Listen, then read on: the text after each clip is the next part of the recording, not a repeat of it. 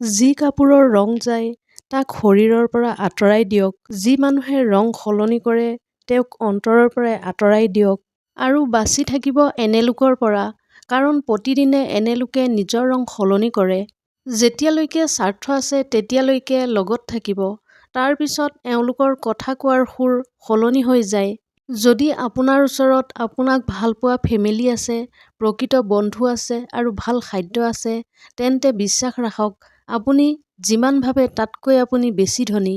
সিংহ লাগিলে যেনেকুৱাই নহওক কিয় কুকুৰতকৈ সদায় ওপৰত। ভুল মানুহে যিমানেই মিঠা কথা নকওক কিয় এদিন আপোনাৰ বাবে বেমাৰ হৈ পৰে। আৰু ভাল মানুহে যিমানেই তিক্ত কথা নকওক কিয় এদিন সেয়াই দৰৱ হৈ পৰে। কেতিয়াবা বহুত ধেমালি কেৱল ধেমালি নহয়, তাৰ পৰিৱৰ্তে চালাকিৰে কোৱা সঁচা কথা হয়। যাৰ অহংকাৰৰ বতাহ লাগি যায় তেওঁক না আশীৰ্বাদ লাগে না দৰৱৰ দৰকাৰ হয়।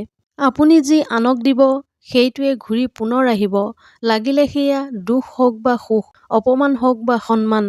সেইসকলৰ বাবে আপোনাৰ টোপনি কেতিয়াও ক্ষতি হ'বলৈ নিদিব, যিয়ে আপোনাক দুখ দি আৰামত শুই আছে। ইমানো অপেক্ষা নকৰিব যিমান আপুনি ভাবে, কাৰণ জীৱনটোৰ সময়বোৰ তাতকৈ বহুগুণে খৰকৈ পাৰ হৈ গৈ আছে। মাত্ৰ আপুনি নিজেই নিজক সহায় কৰিব লাগিব, কাৰণ আপোনাৰ বাবে আপোনাতকৈ ভাল বন্ধু আৰু কোনো হ'ব নোৱাৰে। কাৰো আগত কেতিয়াও ভিক্ষা নুখুজিব, কাৰোবাক প্ৰেমৰ বাবে বা কাৰোবাক সময়ৰ বাবে, আৰু কেতিয়াও কাৰো পিছত নপৰিব। জোখতকৈ বেছি চতুৰ হ'বলৈ চেষ্টা কৰা লোকে মূৰ্খৰ পৰিচয় দিয়ে। পইচাৰে ধনী হোৱাটো সাধাৰণ কথা, অন্তৰৰ পৰা ধনী হোৱাটো বহুত ডাঙৰ কথা। যেতিয়াই আপুনি কাৰোবাৰ ওপৰত জোখতকৈ বেছি অধিকাৰ সাব্যস্ত কৰিবলৈ যাব, তেতিয়া সেই ব্যক্তিজনে লাহে লাহে আপোনাৰ প্ৰতি থকা গুৰুত্ব কম কৰি দিব। আপুনি নিজকে দোষী কৰি লওক বা মজবুত কৰি লওক, দুয়োটাতে কষ্ট সমানেই থাকে। এতিয়া আপোনাৰ মৰ্জি যে আপুনি দোষী হ'ব বিচাৰে নে সুখী হ'ব বিচাৰে।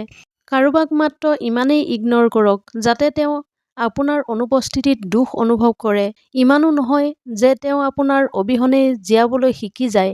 সফলতা তেওঁ নেপায় যিয়েই ডাঙৰ সপোন দেখে, তাৰ সলনি সফলতা তেওঁ পায় যিয়েই নিজৰ জিদত অটল হৈ থাকে। সময় যেতিয়া সলনি হয় সকলো ওলোটাই ৰাখি দিয়ে, সেয়েহে ভাল দিনত অহংকাৰ নকৰিব আৰু বেয়া দিনত অলপ ধৈৰ্য ধৰিব।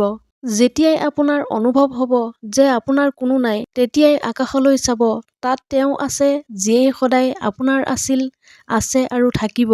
চকু লুবুৱালে কোনো আপোন হৈ নাযায়, যি আপোন হয় তেওঁ আপোনাক কান্দিবলৈ বা কিয় দিব। জীৱনৰ এই যাত্ৰাত আমি তেতিয়াই ডাঙৰ হৈ যাওঁ যেতিয়াই আমি আমাৰ চকুলো নিজেই মুচি পুনৰ থিয় হওঁ। এনে ধৰণৰ মটিভেশ্যনেল ভিডিঅ' পাই থাকিবলৈ মোৰ চেনেলটো ছাবস্ক্ৰাইব কৰিবলৈ নাপাহৰিব। ধন্যবাদ।